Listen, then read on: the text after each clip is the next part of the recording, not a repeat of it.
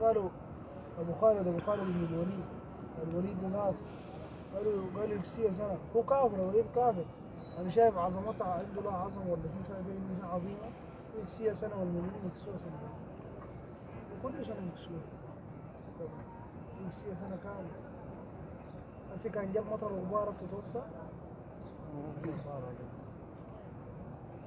عند إحرام، عند إحرام رمضان، عند إحرام سنوين يغيروا.